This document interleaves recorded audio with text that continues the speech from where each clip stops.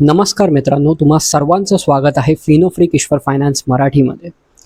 आणि मित्रांनो, जो काश्मीरमध्ये पहलगाममध्ये जो अतिरेकी हल्ला झाला, दहशतवाद्यांकडून एक भ्याड हल्ला करण्यात आला, त्यामध्ये मित्रांनो अमानुषपणे त्यांनी क्रूरतेने जे गोळीबार केला. जे पर्यटक होते ते फिरायला गेले होते, त्यांच्याकडे दुसरं काहीच नव्हतं, ते फिरायला गेले होते नुसते, तरी त्यांच्यावर अमानुषपणे गोळीबार केला.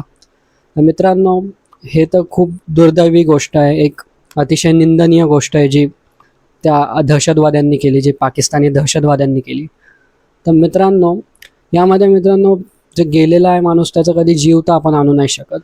ते तर खूप वाईट गोष्ट घडली. त्यांना, ते पर्यटक होते, त्यांना ध्यानीमानीसुद्धा नव्हतं की असं काय होईल. एक अनएक्सपेक्टेडली अशी गोष्ट घडली की दहशतवाद्यांनी हल्ला केला.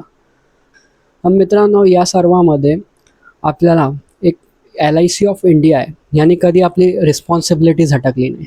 जेही पॉलिसी होल्डर्स होते आपले, ते जेही त्या टेररिस्ट अटॅकमध्ये जे मृत्युमुखी झाले, त्यांना LIC ऑफ इंडियाने तत्परित लगेच, आता गेलेल्या माणसाचा आपण जीव तर आणू नाही शकत, पण मित्रांनो त्यांची जी फायनान्शियल रिस्पॉन्सिबिलिटी ती LICने तत्वतंत पार पाडली.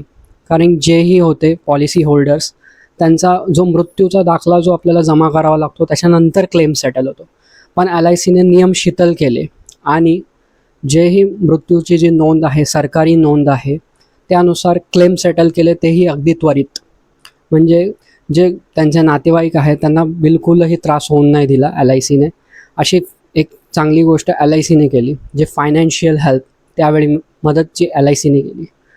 आणि मित्रांनो, अशी एकच जी कंपनी जी असं करू शकते म्हणजे LIC ऑफ इंडिया, जी की एक रिस्पॉन्सिबिलिटी. त्यामुळे मित्रांनो, LIC भरपूर गरजेची आहे, रिस्पॉन्सिबल आहे. त्यामुळे नक्कीच मित्रांनो आपण LIC केली पाहिजे. धन्यवाद.